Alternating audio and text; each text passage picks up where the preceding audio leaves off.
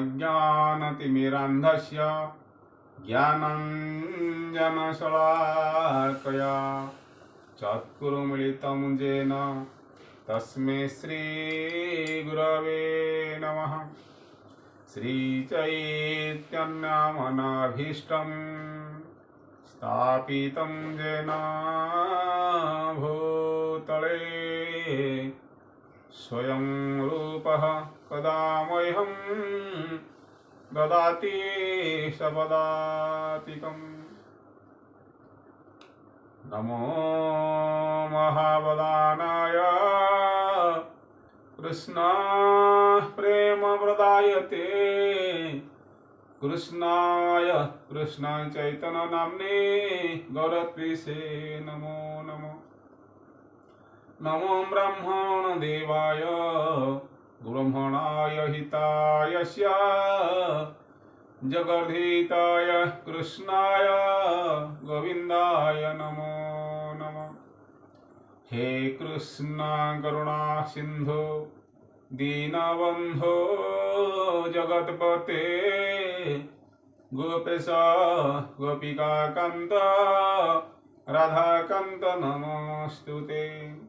तप्त कांचन गौरांगी राधे वृंदावनेश्वरी वृषभानुसुते देवी प्रणमामि हरिप्रिये। नीलांचल निवासाय नित्याय परमात्मने बलभद्र सुभद्राभ्यां जगन्नाथाय ते नमः। जय श्री कृष्ण चैतन्य प्रभु नित्यानंद श्री अद्वैत गदाधर श्रीवासादि गौरभक्त वृंद। हरे कृष्ण कृष्ण कृष्ण हरे हरे हरे राम राम राम हरे हरे राम राम हरे हरे। कृष्ण सूर्य समाहय मायाम्भकार जहाँ कृष्ण तहाँ नहीं मायार अधिकार।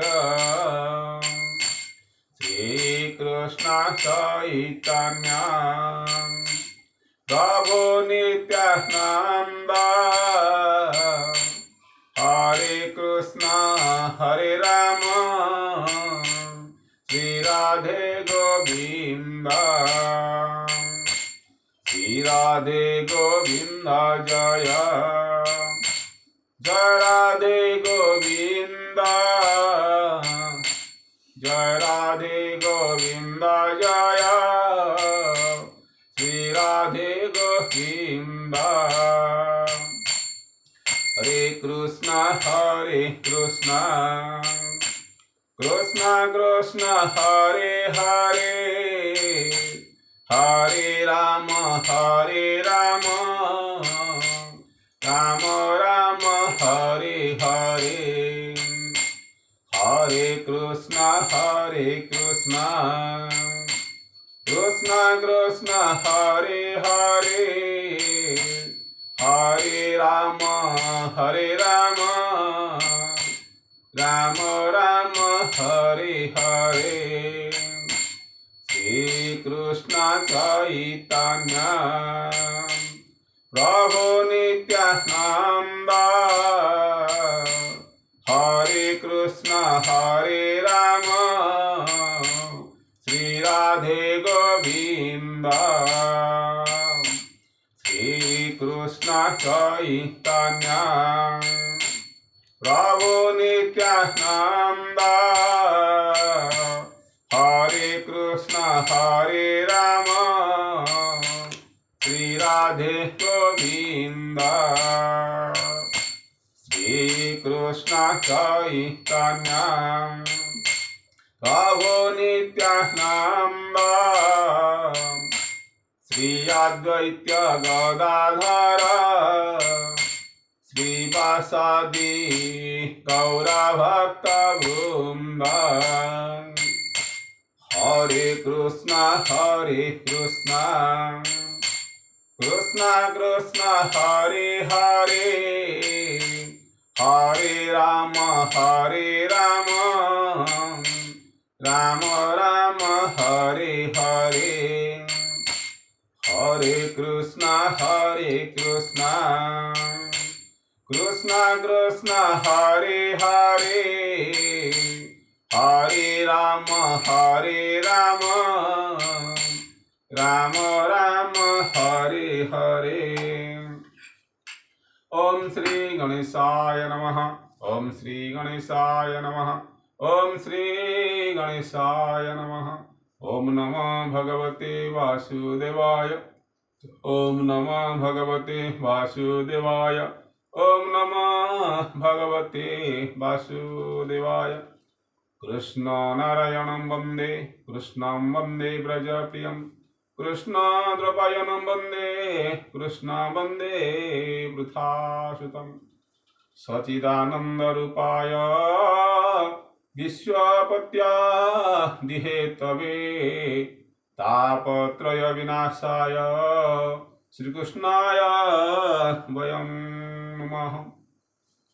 जं पव्रजन्तमपूतपेत कृतं दोपायन विरहकातराजुहाव पुत्रेति तन्वयतया तरोभिनेदु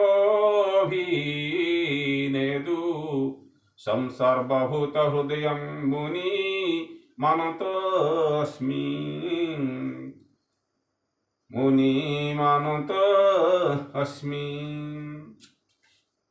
ओम नमो भगवते वासुदेवा। श्रीमद् भागवत महात्मा चतुर्थ अध्याय गोकर्णोपाख्यान प्रारंभ। सूत्रवाच अथ वैष्णव चितेषु दृष्ट्वा भक्ति मलौकिकं निजालोकं परित्यज्य भगवान् भक्तवत्सलः।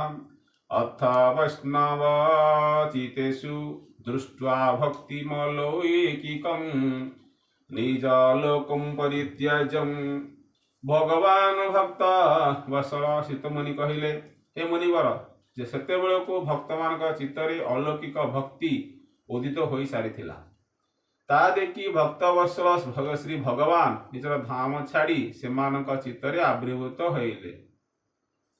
वनमाली घन श्याम पीतवासा मनोहर कांची कलाप रुचिरो ईशन्नो कूटकुंडल। वनमाली घन श्याम पीतवासा मनोहर कांची कलाप रुचिरो ईशन्नो कूटकुंडल। ताଙ୍କ कंठरे बनमला शोभा पाउଥାଏ। श्रीअंगरे सजल मेघ परी श्यामल होइଥାଏ। से मनोहर पीताम्बर पिंधि थांती। कटी प्रदेश रे मेखलार झालर द्वारा सुसज्जित होइଥାଏ। मस्तकर सुंदर मुकुट और कन्नरे कुंडल बड़ मनोरम होइଥାଏ। त्रिभंगलिताश्चरु कौस्तुभेन विराजितः कोटि मन्मथ लावण्य हरिचंदन चर्चितः। त्रिभंगल ललिता ललितश्चारु कौस्तुभेन विराजितः कोटि मन्मथ लावण्य हरिचंदन चर्चितः। से त्रिभंग ललित भंगिरे विराजमान होई चित्त चोराई नेउथांती। बक्षस्थल कौस्तुभमणि झलुसी थाए। तांकर समग्र श्रीअंग हरिचंदन चर्चित होइଥାଏ। से रूपर शोभा कथा कौन कहवा। से तो सते जेपरी कोटि कामदेवर रूपमाधुरी छड़ाई आनी थांती। परमानंद चिन्ह मूर्ति मधुर मुरलीधर आविवेश शुभम कांतं हृदयान्य मलानि च। परमानंद चिन्ह मूर्ति मधुरो मुरलीधर आविवेश शुभाक्तानं हृदयान्य मलानि च। वैकुंठ वासिनो जे च वैष्णवा उद्धवादयः तद्कथा श्रवणार्थं ते गूढरूपेण संस्थिताः वैकुण्ठवासिनो ये च वैष्णवा उद्धवादयः तत्कथा श्रवणार्थं ते गूढरूपेण संस्थिता। से परमानंद चिन्मय मूर्ति मधुराति मधुर मुरलीधर एपरी अनुपम छवि निज भक्त मान निर्मल चित्तर आविर्भूत हो गले। भगवान नित्य लोक निवासी लीला परिकर उद्धवादि पार्षद से भागवत कथा शुणा निमंते सेठाकू गुप्त रूप से चली आसी थांती। तदा जय जयारोगो रस पृष्टिर लौकिकी चूर्णा प्रसूर्णा बुष्टिश्च महो शंकर वाप्यभूत। तदा जय जयारवो रस पृष्टिर लौकिकी चूर्णा प्रसूर्णा वृष्टिश्च मोहो शंकर वोप्यभूत। प्रभु प्रकट हेउ चतुर्दिगरे जय जय ध्वनि उछुल उठिला। भक्ति रसर अद्भुत प्रवाह उद्वेलित है एवं बारंबार फगु और पुष्पर वृष्टि तथा शंखध्वनि है। तदसभा संस्थितानां च देह गेहात्मा विस्मृति दष्टा च त्वनयावस्थां नारदो वाक्यमब्रवीत्। तत्सभा संस्थितानां च देह गेहात्मा विस्मृति दृष्ट्वा च त्वनयावस्थां नारदो वाक्यमब्रवीत्। सभारे बसिथिबा लोके निजर देह गेह शरीर भर द्वार भूली आत्मविस्मृति हो गले। सेमानकर एपरी तन्मयता देखी नारद कहिले अलौकिकोऽयं महिमा मुनीश्वराः सप्ताहजो नद्य विलोकितो मया मूढ़ाः सठाजे पशुपक्षीणोऽत्र सर्वपि निष्पापतमा भवन्ति। अलौकिकोऽयं महिमा मुनीश्वरः सप्ताहजनोऽद्य विलोकितो मया मूढ़ाः सठाजे पशुपक्षीणोऽत्र सर्वपि निष्पापतमा भवन्ति। ए मुनीश्वर गण मु आज एठारे सप्ताह श्रवणर अतीव अलौकिक महिमा देखा पाइली। एठारे जेते मूर्ख दुष्ट और पशुपक्षी अछंती समस्ते अत्यंत निष्पाप हो गले। औतो नुलोको नूनु नास्ति किंचित चितस्य शोधाय कलो पवित्रम अघोघ विध्वंसकरम तथैव कथा समानं भुवि नास्ति चान्यत। कथा समानं भुवि नास्ति चान्यत।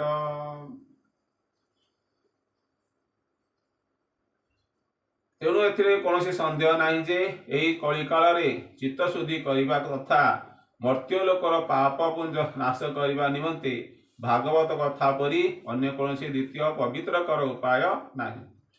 के विशुद्धन्ति वदन्तु मह्यं सप्ताह यज्ञन कथा मयेन कृपालुभिर्लोको कहितं विचार्य प्रकाशितः कोऽपि नवीन मार्गः। प्रकाशितः कोऽपि नवीन मार्गः। हे मुनिगण आपण माने वास्तव में बड़ कृपालु। संसार कल्याण कामना करी आपण माने गोटे संपूर्ण नूतन मार्ग देखाई देले। दयाकरी कहतु ये भागवत कथा रूपी सप्ताह यज्ञ द्वारा संसार केउ को मनुष्य पवित्र हो जाइछंती। कुमारुचुः जे मानवाः पापकृतस्तु सर्वदा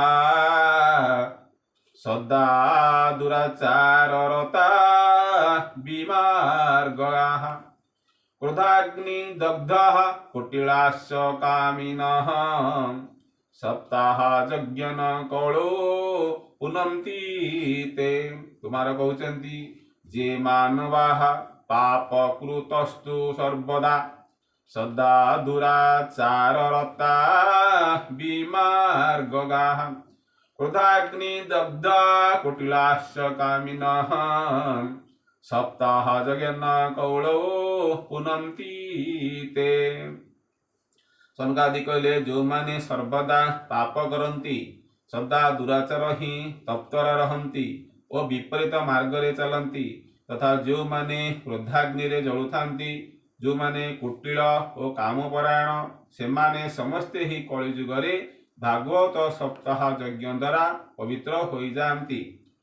सत्येन हीनः पितृमातृ दूषका सृष्णा कुलाश्राश्रम धर्म वर्जिता जे दाम्भिका मत्सरिष्णोऽपि हिंसकाः सप्ताह यज्ञन कौलो पुनंती ते। जे माने सत्यच्युत पितृमातृ निंदुक तृष्णारे सदा व्याकुल आश्रम धर्म रहित दाम्भिक अन्यर उन्नति प्रति अनुसया परायण एवं जो माने पर को दुख दियंती से कलिजुगरे भागवत सप्ताह यज्ञ द्वारा पवित्र हो जाती।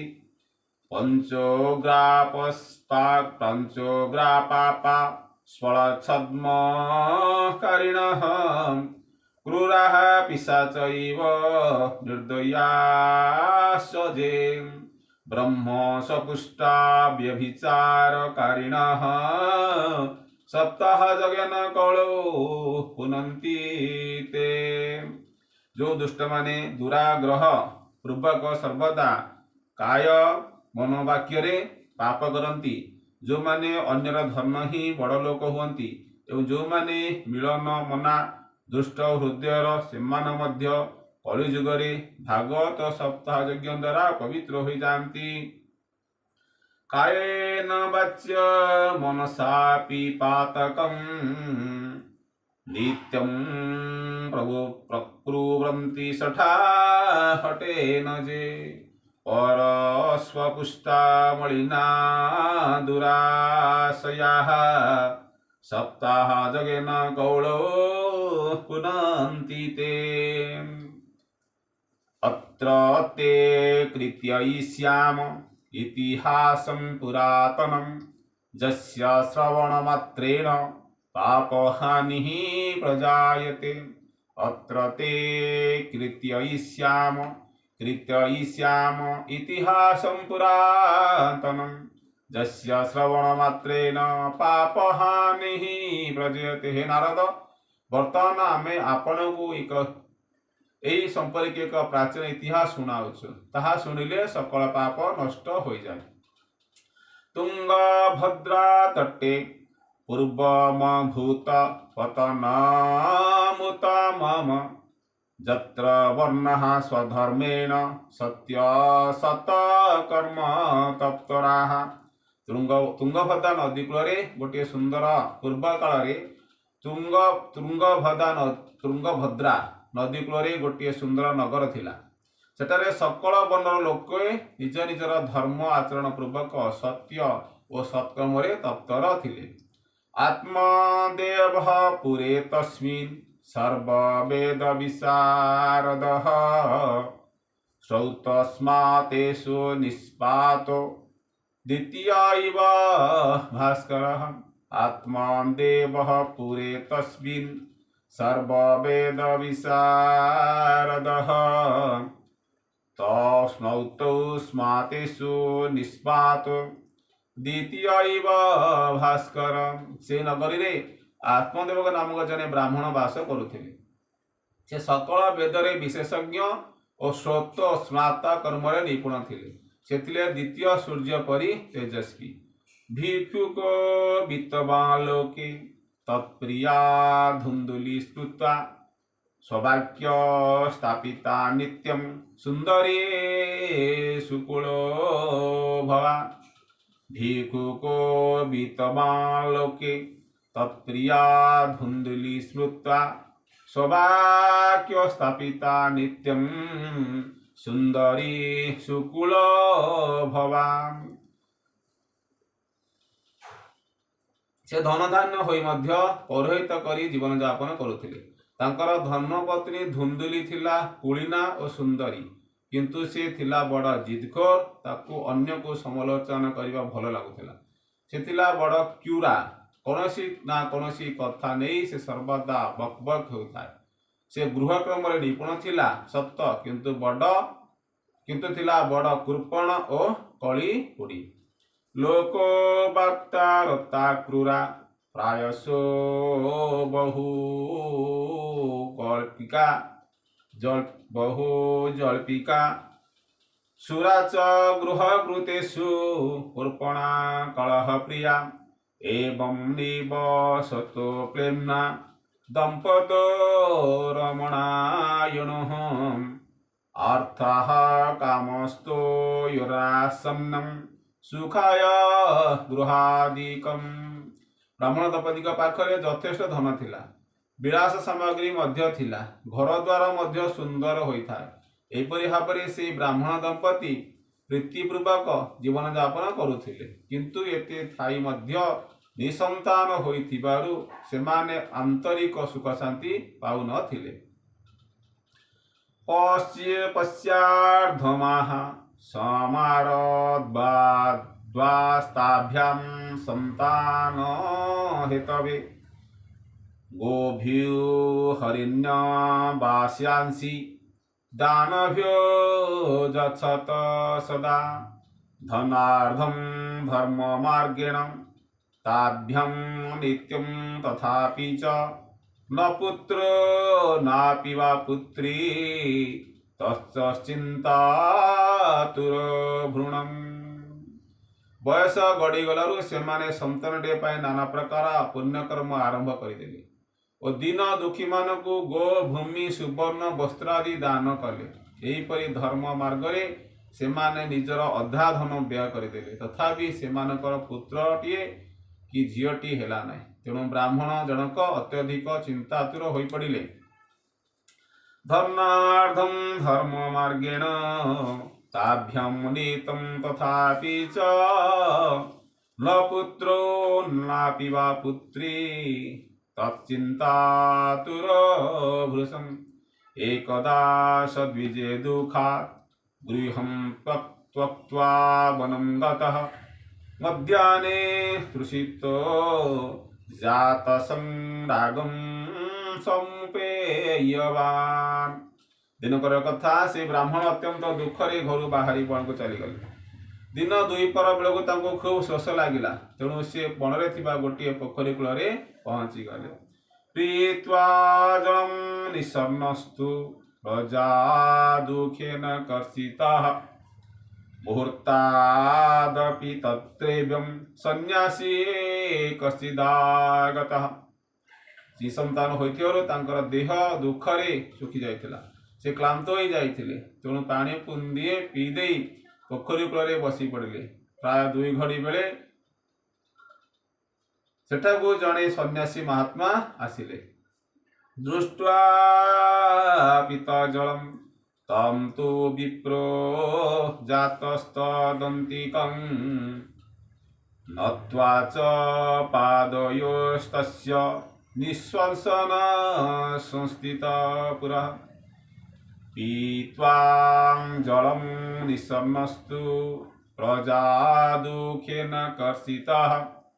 मुहूर्तादपि तत्रैवं सन्यासी कश्चिदागतः। दृष्ट्वा पीतजलं तं तु विप्रो जातस्तदन्तिकं।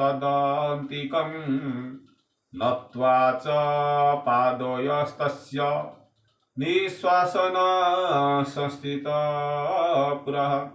से मध्य आसी पानी पीले। तापर ब्राह्मण तांको निकट को जाई तांको प्रणाम करले और तांको सम्मुखरे ठिया हुई दुखरे दीर्घ निश्वास मारिले। जतिरुवाच कथं रोदिषि विप्रं त्वं कात्या चिन्ता बलियसि। वद त्वं स्वत्वरं मह्यं स्वस्य दुखस्य कारण। सन्यासी पचारिले हे ब्राह्मण देवता तुमे दीर्घ निश्वास मारुछ कहीं किसी घोर चिंतार पड़छ कि शीघ्र मते तुम दुखर कारण कुह। ब्राह्मण वाच किं ब्रावीमि ऋष्ये दुखं पूर्वपापेन संचितं मदीयाः पूर्वजास्तोयं कावस्ममुपभुञ्जते कावस्ममुपभुञ्जते। ब्राह्मण कहिले गोसाई मु मोर पूर्वजन्मर पाप संचित दुख कथा केते बा वर्णना करिवि। वर्तमान मोर पितृपुरुष मु देउथिबा जलांजलि को अत्यंत दुखरे दीर्घश्वास मारी ग्रहण करूछंती। मद्दतं नैवं गृह्णन्ति कृत्वा देवादिजायतः प्रजा दुखेन शून्योऽहं प्राणस्त्याक्तो मिहागतः। मोर प्रदत्त वस्तु देवता ब्राह्मण माने प्रसन्न चित्तरे ग्रहण करुनाहांती। संतानटे पाई मु एते दुखी हो जाइछि जे मते चतुर्दिग शून्य देखा जाउछि। तेणु मु प्राण त्याग करने निमंते एठाको आसीछि। धिक् जीवितं प्रजाहीनं धिक् गृहं च प्रजं विना धिक् धनं चानपत्यस्य धिक् कुलं संतति विना। ब्राह्मण कहउचंती संतानहीना जीवन को धिक्, संतानहीन गृह को धिक्, संतानहीन धन को धिक्, संतानहीन कुल को धिक्। धिक् जीवितं प्रजाहीनं धिक् गृहं च प्रजं विना धिक् धनं चानपत्यस्य धिक् कुलं संतति विना। पाल्यते यमाधेनुषा बन्ध्या सर्वदा था भवते जो मया रूपित वृक्षः सोऽपि बन्धत्वामाश्रयते। ब्राह्मण कहउचंती मु जो गाई पालुछि से बांझ हो जाउछि, जो गछ लगाउछि से गछरे फूल फल धरुनी। जत्फलं अदगृहायतं तत शीघ्रं विनश्यति निर्भाग्यस्यानपतस्य किमत जीवितेन मे। ब्राह्मण सन्यासी कहउचंती मु जो घर को फल आणुछि ता मध्य शीघ्र पचि जाउछि। एपरि अभागा अपूर्तिय जीवन रखी मु कौन करिवि। इत्युक्त्वा स रुरोदर्चिस्तत्पार्श्वं दुःख पीडितः तदा तस्य जत्ते स्थिते करुणा भूदगरीयसी। एपरि ब्राह्मण कथा सुनिला परे एपरि ब्राह्मण आत्मदेव दुखरे व्याकुल होई खोटिले एवं सन्यासी निकटरे भो भो होई कांदी पकाइले। ता देखि सन्यासी हृदय करुणा जात हेला। तदलभाक्षरमालं च वाचयामास जोगवान् सर्वं गात्मा जतिः पश्चात् विप्रमुचे सबरिस्तम्। सेथिले जणे जोगनिष्ठ पुरुष तेणु से ब्राह्मणकर ललाटर रेखा देखि सकल वृत्तांत जानिगले एवं ताको बुझाई कहिले ज्योतिरुवाच मुंचा ज्ञानम प्रजारूपम बलिष्ठा कर्मणो गतिः विवेकम तु समासाद्य त्यज संसार वासनं त्यज संसार वासनं। सन्यासी कहले हे ब्राह्मण संतान प्राप्तिर मोह त्याग करंतु।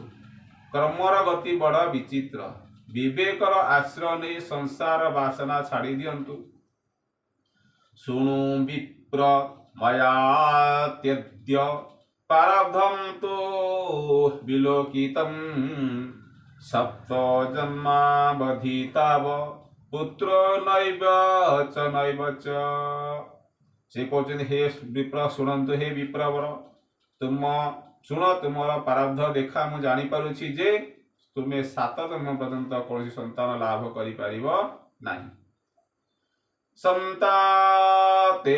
संतते सगर दुखम बापंग पुर कथा संतते सगर दुखम बापांग पुरा तथा रे मुंचाद्य कुटुंबासम संन्यासे सर्वधा सुखम रे मुंचाद्य कुटुंबासम संन्यासे सर्वधा सुखम। पूर्वकाल राजा सगर एवं राजा अंग को संतान हेतु दुख भोग करने को पड़ता। हे ब्राह्मण वर्तमान तुम्हें कुटुंब आशा छाड़ी दियो संन्यास ही सकल प्रकार सुख निहित अच्छी। ब्राह्मण उवाच विवेकेन भवेत मे पुत्रं देहि बलादपि नो त्यज्याम्यहं प्राणं स्तब्धग्रे शोकमूर्छितः स्वत्वर्गे शोकमूर्छित। ब्राह्मण कहले हे महात्मा ज्ञानर मु कौन पाइबी आपण निजर जोगशक्ति बल मते पुत्रटिए दियंतु नचेत मु आपण आगरे एठी शोकरे मूर्छित होई प्राण त्याग करदेवी। पुत्रादि सुखहीनोऽयं संन्यासः शुष्क एव हि गृहस्थः सरसलोके पुत्र पौत्र समानितः। पुत्रादि सुखहीनोऽयं संन्यासः शुष्क एव हि गृहस्थः सरसलोके पुत्र पौत्र समानितः। जो संन्यास आश्रम रे पुत्र स्त्री आदिंकर सुख मिले नाही ताहा तो सर्वदा निरस्य। संसारर सरस्वती सरसता ही पुत्र पौत्रादि भरी होइथिबा गृहस्थाश्रम रे रहिछि। ब्राह्मण कहते गृहस्थम रे सब प्रकार सुख अच्छी सरस अच्छी। इति विप्राग्रहं दृष्ट्वा प्राब्रवीत सतपधनः चित्त चित्रकेतुर्गतः कष्टं विधिलेख विमार्जना। इति विप्राग्रहं दृष्ट्वा प्राब्रवीत सतपोधन चित्रकेतुर्गतः कष्टं विधिलेख विमार्जना। ब्राह्मण को एपरी जिदी देखी सन्यासी कहले विधाता लेखन के करिवान। विधाता लेखन को टाळिबा को जिदी धरी राजा चित्रकेतु को बहु कष्ट सहिबा को पड़िथिला। न जास्यसि सुखं पुत्रा यथा दैव हतोद्यमः अतो हटेन युक्तसी हार्थिनं पिबदामह्यं।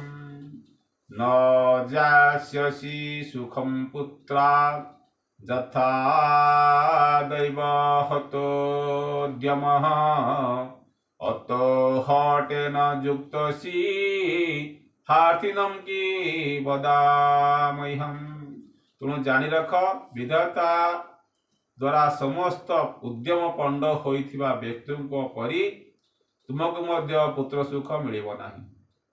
किंतु तुम्हें तो भीषण जिद धरी बसीछ एवं जने आशायी प्रार्थी रूपे मो आगे ठिया होइछ। एपरि अवस्था रे मुबा तुमको कौन कहिबी।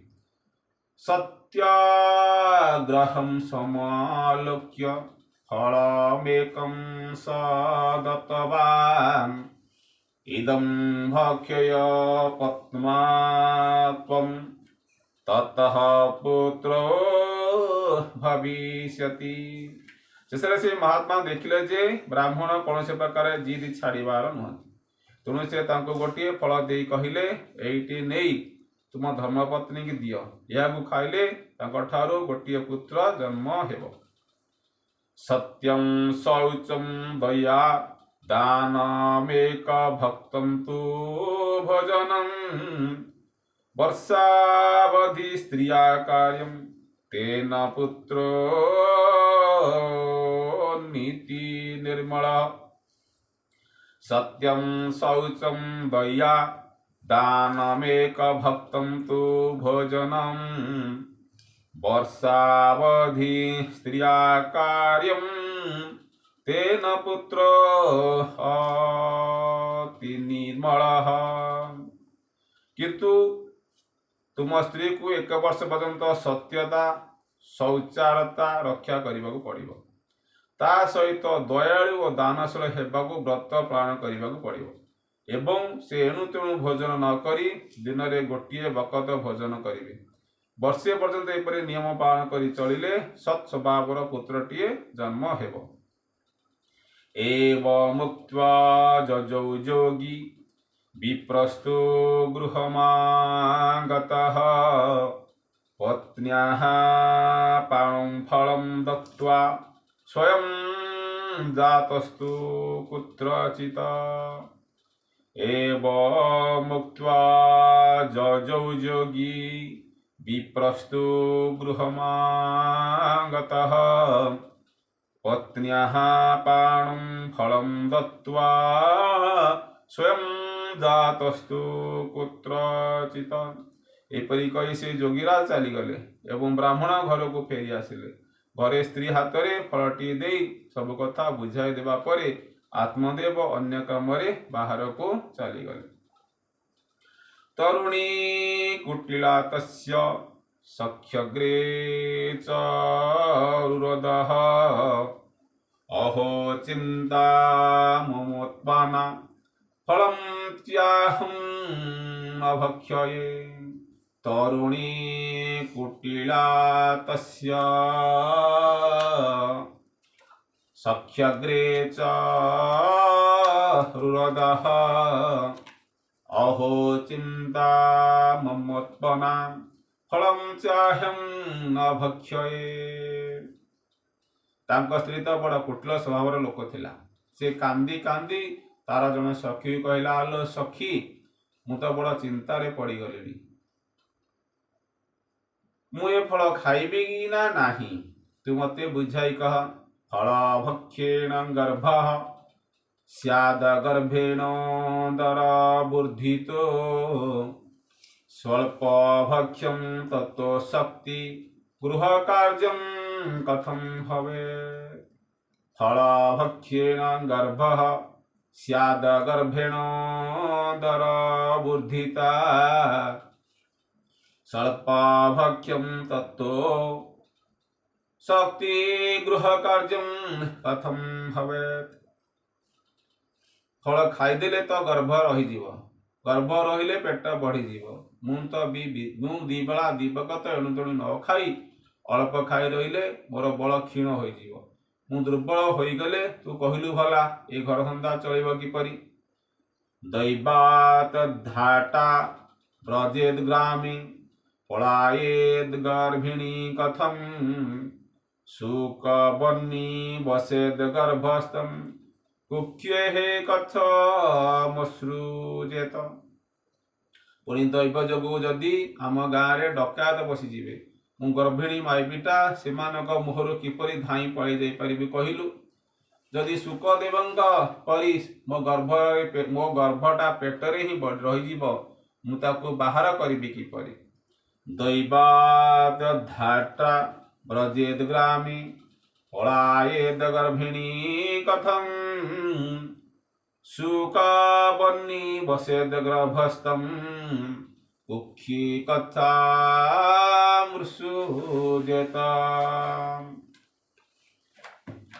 तिर्यकचेतागदो चिदर्कचेदागदो गर्भस्तदा मे मरणं भवेत् प्रसूत दारुणं दुःखं सुकुमारी कथं सहे। सुकुमारी कथं सहे।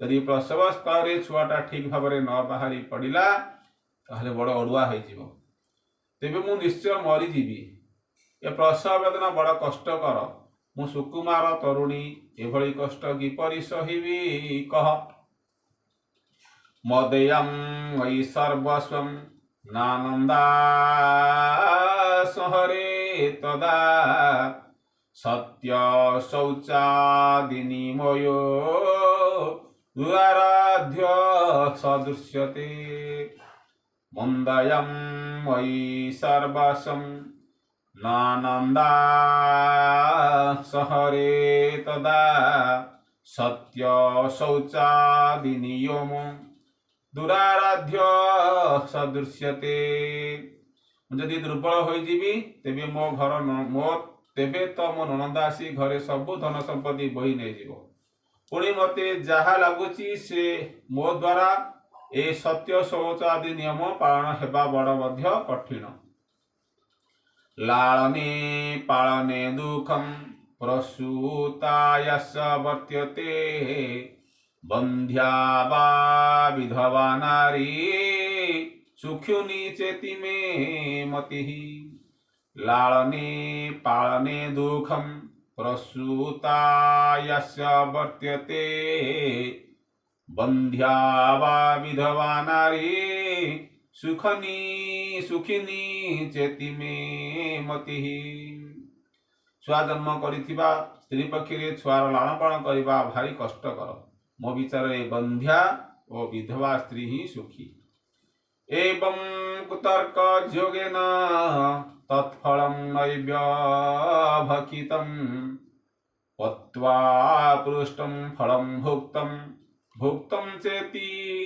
तयरितम् एवं कुतर्क जोगेन तत्फलं नैव्यभकितं पत्या पृष्टं फलं भुक्तं चेति तयरितम् मनरे एपरी नाना कुतर्क उठिबा फलरे धुंदुली से फलटी खाइला नाही किंतु ता स्वामी जेतेबेले फलटी खाइलु बोली पचारिले से कहला हाँ खाइली एकदा भगिनी तस्यास्तद्गृहं स्वच्छया गता सदग्रे कथितं सर्वं चिन्तयं महती मे ए भितर दिने ता सान भौणी निज इच्छा ता घर को बुली आसीथिला भौणी को सकल वृत्तांत सुनाई धुंदुली कहला एसबु कारण मु बड़ चिंतारे पड़ी जाइछि दुर्बला तेन दुखेन क्योनु जे करवाणी किम सब्राविनं गर्भस्थं तं दस्यामि प्रसूतितः दुर्बला तेन दुखेन ह्युन्ने जे करवाणी किं साब्रवीन्नम गर्भस्थितं दास्यामि प्रसूतितः चिंतारे पड़ी मु दिनो दिन दुर्बल हो गली मुझे कौन करी कहलु ता भौणी कहला नानी तो चिंता करना मु तो एबे गर्भवती होइछि मो पुओ जन्म हो गले तते देदेवी से पर्यंत तू गर्भवती होइछि बोली कही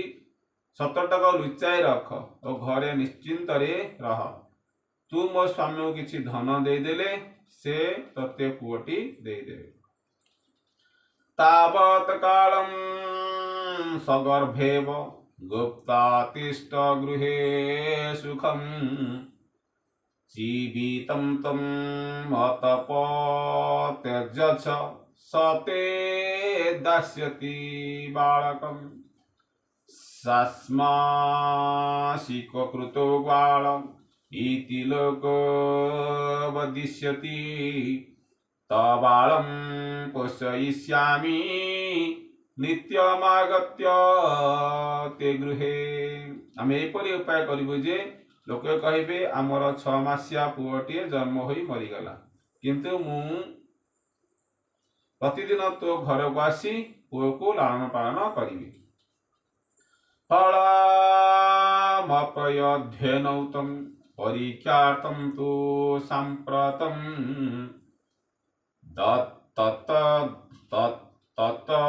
तत्तदाचरितं सर्वं तथैव स्त्री स्वभावतः। एबे फलटीर गुण परीक्षा निमंते एटी तो गाय को खुआई दे। भौणी जहा कहला स्त्री सभा हेतु धुंदुली ताही कला। फलटी गाय को खाइबाकू देदेला। अथ कालेन सा नारी प्रस्तुता बालकं तदा आनीय जनय बालं रहस्ये धुंदुली दौदौ। अथ कालेन सा नारी प्रसूता बालकं तदा आनीय जनको बालं रहस्ये धुंदुली दौदौ।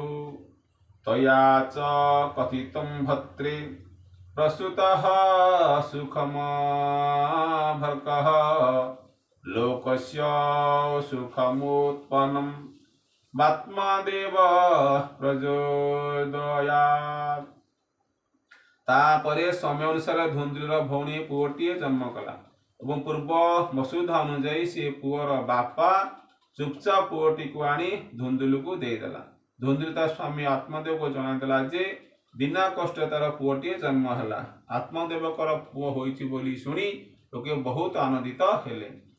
ददौ दानं द्विजातिभ्यो जातकर्म विधाय च गीतवादित्र घोषभूत त्वधारे मंगलम बहु।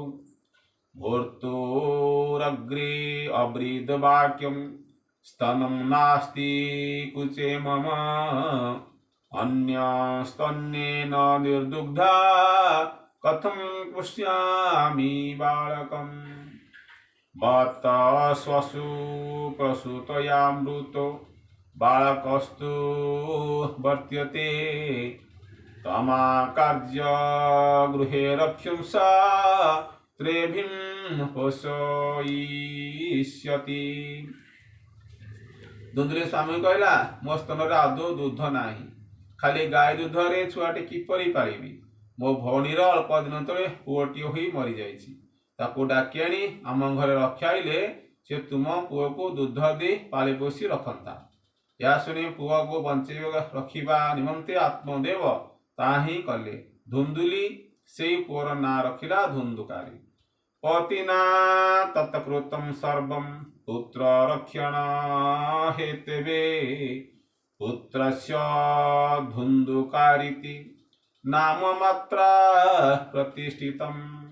त्रिमासे निर्गते चाथ सद्धेनुः शुशुभेभृकं सर्वांग सुंदरं दिव्यं निर्मलं कनकप्रभम्। ये घटना 3 मास पर से गायर मध्य छुआटीए जन्म है किंतु से गाई छुआटी होइथिला ठीक मनीष आकारर हेले समस्त अंग थिला सुंदर दिव्य निर्मल एवं सुवर्ण परी तेजियन। दृष्ट्वा प्रसन्न विप्रस्तु संस्कारान सयधा स्वमया दधे मत्वाश्चर्यं जानः सर्वं विद्रुख्यार्थं समागतः। ताकू देखी ब्राह्मण आत्मदेव बहुत खुशी हेले। से निज हाथ में तार सकल संस्कार कले। गायठर पुओ हेबा कथा शुणी लोक आश्चर्य हो गले। से बालक को देखा को समस्ते धाई आसिले। भाग्योदय धुना जात आत्मदेवस्य पश्यत धेन्वा बालः प्रसूतस्तु देवरूपिते कौतूहकम्। न ज्ञातं तदरहस्यं तु केनापि विधि जगतः गोकर्णं तं सुत दृष्ट्वा गोकर्णं नाम चाकरत। लोक कुहा कि हेले देखिल भाई माने एथर आत्मदेवंकर भाग्य किपर उदय है देख केड़ा आश्चर्यर कथा। गाई पेटर एपरी दिव्य रूप पुओटीए जन्म है। दैव जोगरु यह घटना पछरे रही गुप्त रहस्याटी केही जानी पारिले नाही। बालकटी कान गुरु कान परी होइथिबारु आत्मदेव तार नाम रखिले गोकर्ण।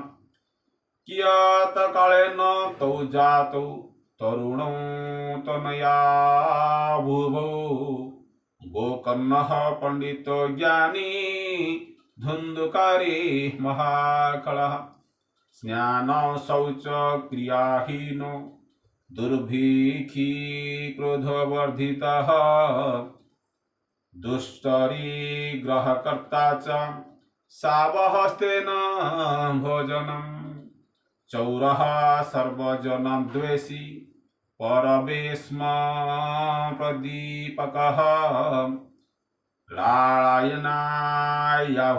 धृत्वा सद्यः कूपे न्यापतय कालक्रमे से दुई बालक बड़ होई युवक होईगले गोकर्ण पाठशाला पढ़ी ज्ञानी और पंडित होईगला किंतु धुंधुकारी होईगला अत्यंत दुष्ट से स्नान और शौचर नियम आदौ पालन कला नहीं नाना अखाद्य खाइला दिनो दिन अधिक अधिक क्रोधी होगा लगिला नाना प्रकार खराब खराब जिनस आनी घरे रखिला मृदार हाथ में छुआ होइथवा खाद्य मध्य खाईगला पर घर चोरी करिबा और समस्त सहित कलह करवा होइगला तार स्वभाव से लुचि लुचि जाई पर घरे निया लगाई दउथिला अन्य मानकर पिला छुआ को खेलाइबा बोली कोल करी क्षणक भितर नहीं कुओरे पकाई दउथिला हिंसकः शस्त्रधारी च दीनान्धानं प्रपीडकः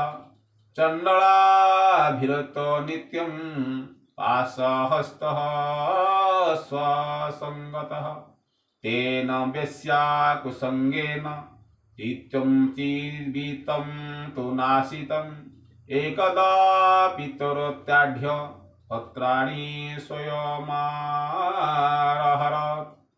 तत्पिता कृपणः पर्यर्धनहीनो रुरोधः बन्ध्यातं तु समीचीनं कुपुत्र दुःखदायकः कुपुत्र दुःखदायकः से दिन दिन अधिक अधिक हिंस्र हो गला सबु बेले अस्त्र शस्त्र धरी बुलिला अंध असहाय दिन दुख को पीड़ा देवाक लगिला और चंडाल मान को निजर प्रिय बंधु कला कुकुर पल को सांगरे धरी हाथ में फास नहीं प्रतिदिन शिकार करी बुलिला धीरे धीरे बेश्या संगरे पड़ी निज पितांकर सकल संपद नष्ट करदेला दिने बापा माँ को खूब मारपीट करी घरु बासन कुसन नहीं पलाई गला एपरी भाव में घर सकल संपद नष्ट हो गला तार कृपण पिता बहुत बाहुनी बाहुनी कांदिबाकु लागिले हाय एपरी पुत्र जन्म न करी यार माँ बंध्या हो रही जाइथिले बहुत भल होइथांता सतरे कुपुत्र बड़ा दुख दिए त्वं तिष्ठामि क गच्छामि को मे दुःखं व्यापोहयात् प्राणं त्यजामि दुःखेन कष्टं मम संस्थितं क्व तिष्ठामि क्व गच्छामि क्व मे दुःखं व्यापहोयत प्राणं त्यजामि दुःखेन कष्टं मम संस्थितं तदनं तु समागत्य गोकर्ण ज्ञान संयुक्तः बोधयामास जनकं वैराग्यं परिदर्शनम् असारः खलु संसार दुःखरूपी विमोहकः सूतः कस्य धनं कस्य स्नेहवान् जलते अनिशम् न चन्द्रेश सुखं कञ्चिन् सुखं चक्रवर्तिनः सुखमस्ति विरक्तस्य मुनिरेकान्तजीविनः मुञ्चा ज्ञानं प्रजारूपं महतो नरके गतिः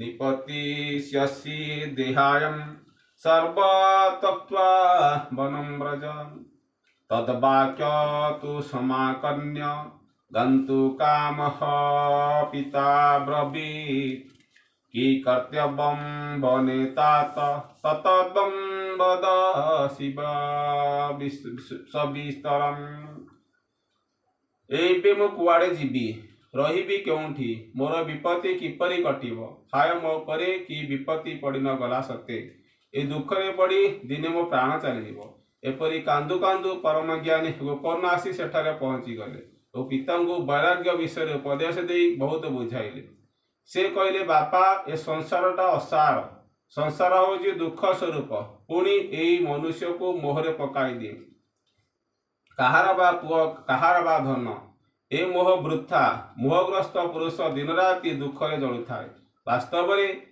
इंद्रकर सुख नाई कि चक्रवर्ती राजांकर सुख नाई सुख पाती केवल अनासक्त एकांत से भी मुनि ए मो पुओ कारण ये अज्ञान छाड़ी दिंतु मोहरु नरक गति हुए देह तो दिने ना दिने नष्ट हो तेणु आपण सबकि छाड़ी बन को चली जातु तद्वाक्यम तो समाकर्ण्य गंतु काम पिता ब्रवीन् कि कर्तव्यम बने तात तत्व बद सविस्तरम गोकर्ण कथा मानी आत्मदेव वन को चली जावाई प्रस्तुत हो गले और कहले बाबूरे बणे रही मु कौन करवा उचित हेब मते टिके भल कर बुझाई दियो अंध कूपे स्नेह पाशे बदह पंगुरहं सठः कर्मणा पतित नीनम मामुधर दयानिधे मु बड़ मूर्ख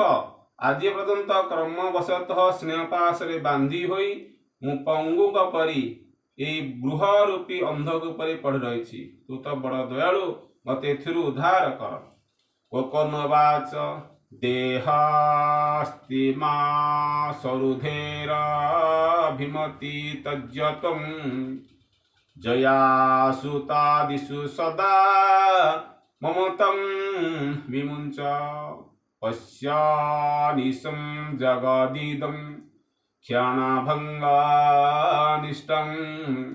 वैराग्य रागरसिक भवभक्ति निष्ठ गोकर्ण कहले बापा शरीरटा होइछि अस्थि मांस रक्तर एक पिंड आपण एहाकु जो मु बोली कहउछंती ता छाड़ी दियंतु एवं स्त्री पुत्र आदि कदापि निजर बोली भावंतु नाही सेमानक प्रति सबु ममता छाड़ी दियंतु ए जगत को सर्वदा क्षणभंगुर बोली अनुभव करंतु जगतर कौनसी वस्तु को स्थायी बोली भावी तार प्रति अनुराग रखंतु नाही एकमात्र वैराग्य रस रसिक होई भगवत भक्ति रे निमग्न रुहंतु धर्मं भजस्य सततं त्यज लोको धर्मान् सेवस्य साधु पुरुषाञ्जिहि काम तृष्णाम् अनस्य दोष गुणचिन्तमासु मुक्त्वा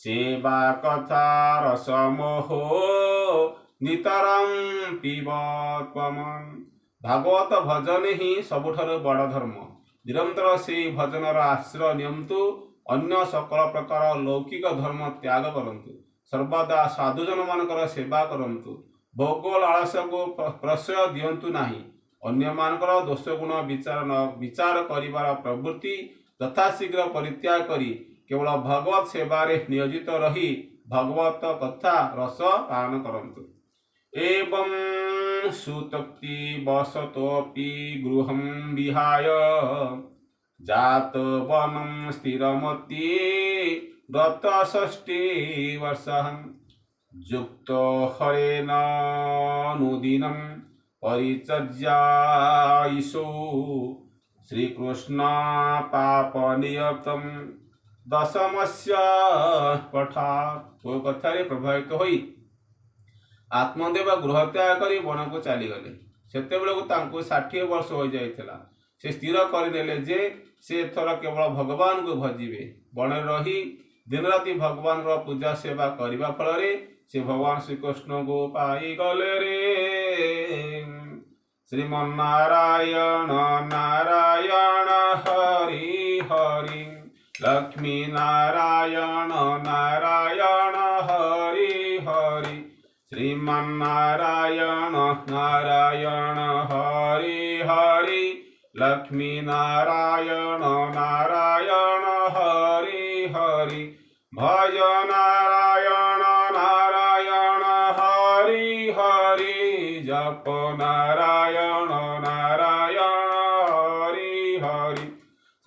नारायण नारायण हरि हरे जप नारायण नारायण हरि हरि। इति श्री पद्मपुराणे उत्तरखंडे श्रीमद्भागवत महात्म्ये विप्रमुख्य नाम चतुर्थोऽध्याय।